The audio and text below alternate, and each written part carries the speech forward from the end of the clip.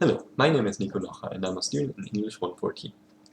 The topic I chose for my project was big data and how it affects society. So big data is any kind of large collection of data that is too massive or complex for a human to process or analyze. So instead, we have to use computers to do the job for us. To really get an idea of how society views it and is affected by it, one has to start looking at the uses of big data. Where is big data used? Science is one of those fields. For example, the National Ecological Observatory Network, or NEON, is planning on spending the next 30 years collecting over 600 billion raw measurements every year at over 100 sites across the US and Puerto Rico.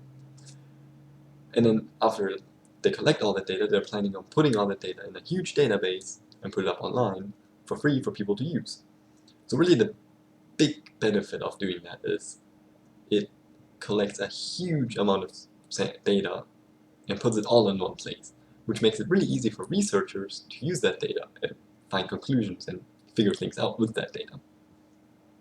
It really does also help promote independent research, since independent groups don't have to spend funding on collecting the data or acquiring the data anymore. However, an issue with that is really that the scope of the data that they collect might blur individual areas.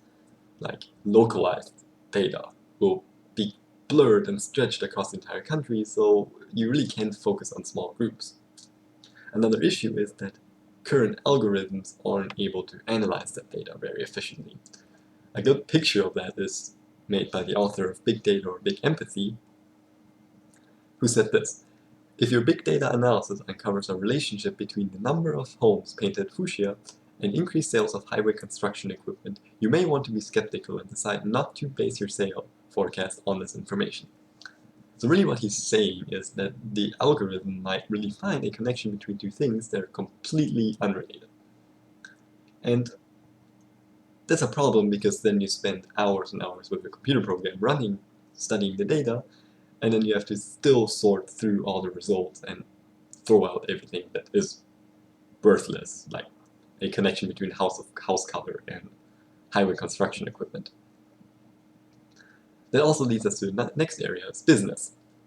For example, Amazon stores online activity of its users and then recommends products accordingly, which is another form of retargeted ads, which are ads that are on the internet that use a user's browsing history to determine what kind of ad the user might want to see. For example, if the user browses a lot of pet care websites, the ad will display a pet care service or product. Really, a big benefit of that is that it makes things very user-friendly, because in Amazon's case, you go on Amazon and you search something and you'll find what you need really easily, because Amazon assumes that that's what you're looking for, and most of the time it is correct. Another benefit of it is for the business with the ads. The business will have better sales because the ads are directed at the people who really want to see the ad, potentially, and you as the user don't get unwanted ads. A big issue, however, with retargeted ads and how businesses use big data is that oftentimes customers aren't aware of their data being collected, or don't even agree with it being collected. A big issue, for example, in social media was a Harvard research group collected Facebook profiles of over 1,700 students at their school to study their changes in relationships as they went through the school. The data was claimed to be anonymous, however, later on, other researchers found it possible to connect the specific people with the people in the data, which really raises really big red flags on privacy, because that shows that even though the data is supposed to be private, it is still not truly private. And on the society aspect of it, people are made aware of privacy issues on social media or other services all the time. For example, Netflix had a competition to find a better algorithm to figure out whether a user would like a movie or how they would rate a show. And people really raised concern about privacy whenever that was made public. Yet, people still didn't do anything about it. So really, in conclusion, big data raises really big ethical questions, whether it is right to collect this kind of data about users, or whether the user should agree to it.